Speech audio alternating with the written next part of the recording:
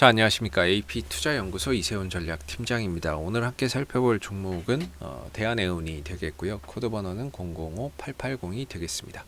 현재 시각은 2021년 1월 19일 화요일 12시 14분을 지나가고 있는 시점이 되겠고, 현재 대한해운은 5% 정도의 상승 흐름들을 보여주고 있습니다. 저희 채널에서 대한해운에 대한 리뷰 영상을 남겨드리고 있는데요. 좋아요와 구독 눌러놓으시면은 이 종목에 대한 기본적인 내용과 매일 변하는 기술적인 흐름에 대해서 오늘의 상황을 설명드리는 영상이기 때문에 리뷰 영상 받아보실 수 있으시고요. 물론 제 관점이 다 맞을 수는 없기 때문에 참고 영상으로 바라봐 주시면은 감사하겠습니다. 자, 이 회사는 이제 그 배로 짐을 실어다 날라주고 거기에 따른 운임료를 받는 해상 화물 운송 산업을 주력으로 하고 있는 회사라고 보시면 되겠습니다. 전체적인 매출 비중은 벌크선이 한 45% 정도를 차지하고 있고요. 그다음에 LNG선이 또는 탱커선이 그 뒤를 이어서 차지하고 있습니다. 근데 이제 이번에 컨테이너선 자회사 대한상선이 이번에 컨테이너선 6척을 가지고 SM그룹에 또 매도를 했다라고 하니까 앞으로는 이 컨테이너선 매출이나 이런 부분들이 더 축소가 될 예정이다 라는 거 알아두시면 좋을 것 같고, 최근에 BDI 지수나 이런 부분들, 발틱 해운 운임 지수나 이런 것들이 상승하면서 거기에 따른 좀 수혜주로 대한해운을 볼 수 있다라고 보시면 되겠죠.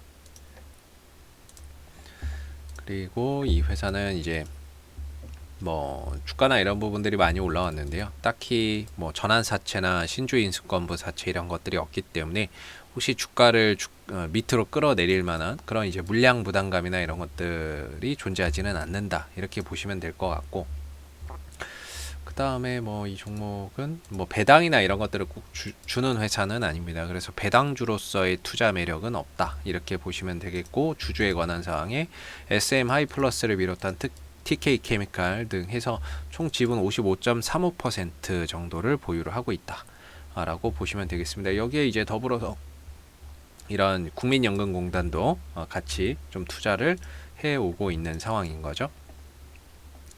그러면서 계열 회사의 상황을 보면 TK 케미칼과 남선 알루미늄이 있는데요. 이런 종목은 지금 이제 시장에서 이낙연 정치 테마주로 좀 거론이 되고 있죠. 이낙연 정치 테마주로서 부각이 되는 두 종목이 되겠고, 대한해운은 시가총액이 한 8천억 원이 넘는 종목이다 보니까 그런 정치 테마로 엮이기에는 좀 사이즈가 크죠. 그리고 나머지 이제 탑업인 출자 현황에 있어서는 대부분 다 비상장 기업의 지분을 보유하고 있기 때문에 크게 의미를 좀 둘 만한 포인트는 없지 않을까. 탑업인 출자 현황정에서는 그렇게 좀 생각이 드는 부분이고, 그 외적인 부분들도 한번 쭉 살펴보도록 하겠습니다. 그 외적인 부분에서는 이 종목의 이제 총 상장 주식 수가 한 2억 4천만 주 정도 되는 종목인데요. 아까 최대 주주가 55% 이상의 지분을 보유하고 있었기 때문에 실질적인 이 종목의 유동 주식 수는 한 1억 주 정도가 시장에서 유통이 되고 있는 그런 부분이다라고 볼 수가 있을 것 같고, 자산 운용사 쪽에서도 투자를 하고 있습니다만 그렇게 비중 자체가 크지 않다라고 볼 수 있을 것 같습니다. 그리고 매출이나 이런 영업이익적인 측면에서는 꾸준하게 흑자 경영을 이어가고 있는 상황인데요. 아무래도 이 대한해운이 전용선의 매출이 좀 크다 보니까 안정적인 이익 성장이 가능하지 않았나라고 봅니다. 이런 식으로 장기 계약을 체결해 버리는 거죠. 발레 인터내셔널 SA하고 한 25년짜리 계약금 6,500억 정도 받아버리고 한 25년 동안 이 기업에 이제 제품을 계속 날라다 주면 되는 거니까 거기에 따른 이제 안정적인 이익이 가능해지겠죠. 그리고 GS 칼텍스하고 5년 동안 2,100억 원 정도의 계약금을 받고 항해 용선 계약을 따낸 거, 이런 것들이 이제 전용선이라고 그래야 되겠죠. 전용선 같은 경우 장기 계약을 통해서 이런 부분에서 이제 안정적인 매출에 또는 실적에 대한 기반을 마련을 하지 않았나, 이렇게 볼 수가 있겠고, 이런 부분들과 장기 계약을 하는 겁니다. 그렇게 해서 원유나 가스나 이런 것들을 운반을 해주고 거기에 따른 운임료를 받는 거죠. 그 계약 기간이나 이런 것들이 7년씩 장기 계약이니까 아무래도 그 기간 동안에 안정적인 매출과 영업이익 달성이 좀 가능할 수 있다, 이렇게 볼 수 있을 것 같습니다. 그래서 이제 대한해운 같은 경우에 좀 특징적인 거는 기술적으로 봤을 때 최근에 대량의 거래량이 좀 발생됐다라는 부분들이 이 종목에서 좀 차트에서 좀 특징적인 부분이라고 보여지고요.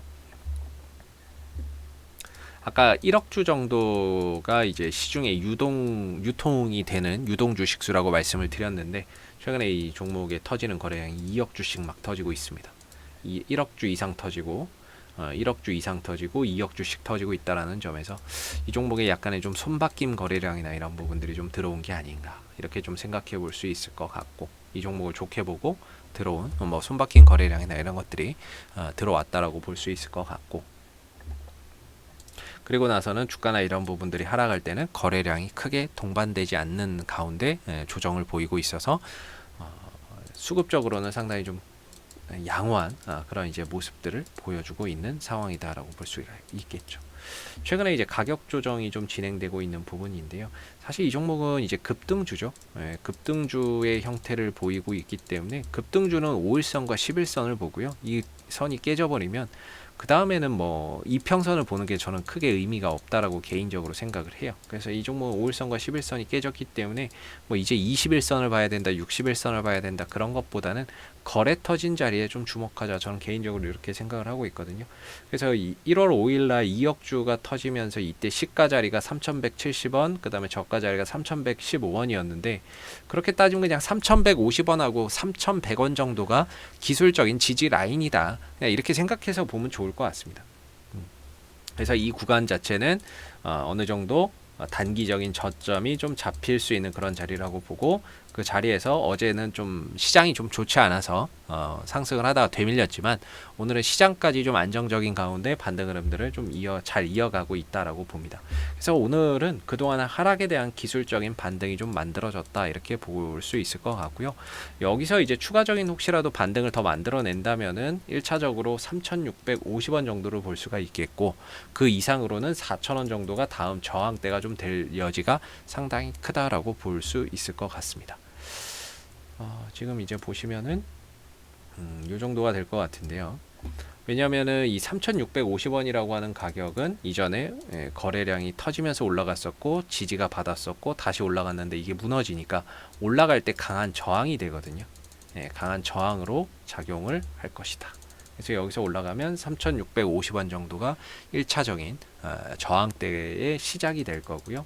이걸 만약에 혹여라도 돌파를 하게 된다면 다음 2차 저항대는 한 4,000원대 정도, 4,000원대 정도에서 지난번에 음봉의 대량 거래량이 터졌던 구간, 이 구간이 2차적인 좀 저항대로서 작용할 수 있는 여지가 상당히 높다라고 봐야 되겠죠. 그래서 많은 거래량을 동반하지 않는다면 이런 2차 저항대나 이런 부분들을 돌파하기는 어려울 것이다, 이렇게 좀 생각이 드는 부분이고요.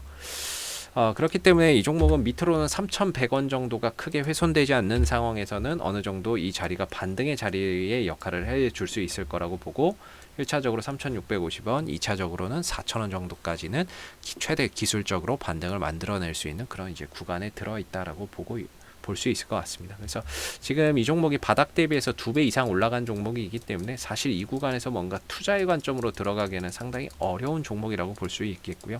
현재 자리에서는 그냥 기술적인 반등 포인트나 이런 것들을 보고 트레이딩 관점에서 조금 살펴볼 수 있는 그런 자리다라고 생각이 됩니다. 그래서 보유자분들의 입장에서는 저는 그래도 3,100원 이탈 전까지는 조금 더 봐도 되지 않을까, 이렇게 생각을 하고 있고요. 신규 매수나 이런 부분들의 관점에서 본다면은 3,100원 정도의 손절가를 좀 잡고 분할 매수나 이런 부분들을 생각해 볼 수 있는 자리가 되겠죠. 그래서 앞으로도 대한해운은 이슈가 생길 때마다요, 계속해서 리뷰 영상 남겨드리고 있는데요. 좋아요와 구독 한번 눌러주시고 오늘 영상은 여기서 마무리하도록 하겠습니다. 감사합니다. 그리고 무료 추천 종목을 매일매일 드리고 있습니다. 네이버에서 AP투자연구소를 검색하시게 되면 웹사이트 상단에 AP투자연구소 홈페이지 링크가 나옵니다. 클릭하시게 되면 AP투자연구소 홈페이지로 접속을 하실 수가 있는데요. 가운데 무료 추천 종목 카테고리에 2021년 무료 추천 종목을 클릭하시게 되면 소장님께서 매일매일 국내외 시황에 대한 실시간 브리핑과 함께 종목 추천을 드리고 있습니다. 하나 눌러서 들어가 보게 되면요, 로그인을 하지 않아도 다 보실 수가 있으시고요. 아침 7시 44분부터 댓글 리딩이 시작이 됐습니다. 그리고 무료 추천 종목을 보시기 전에 꼭 읽어보세요도 읽어보시면 좋을 것 같고요. 그리고 간밤에 마감됐었던 미 증시에 대한 상승과 하락에 대한 이유와 시황에 대해서도 댓글로서 이렇게 리딩을 해드리고 있습니다. 그리고 장 9시가 되게 되면 무료 추천 종목이 나오게 되는데요. 무료 추천 종목의 종목명과 그 다음에 매수가, 그 다음에 1차 목표가, 손절가가 함께 제시가 됩니다. 보편적으로 두 종목에서 세 종목 정도가 무료 추천 종목으로 나오게 되는데, 주가나 이런 부분들이 상승하게 되면 그 상승한 부분에 대해서 댓글로서 이렇게 리딩을 해드리고 있고요. 반대로 또 하락하게 되면 그 하락한 부분에 대해서도 댓글 리딩을 계속해서 해드리고 있기 때문에 무료 추천 종목이 필요하신 분들은 홈페이지에 오셔서 많은 도움 받아가시면 좋겠습니다. 감사합니다.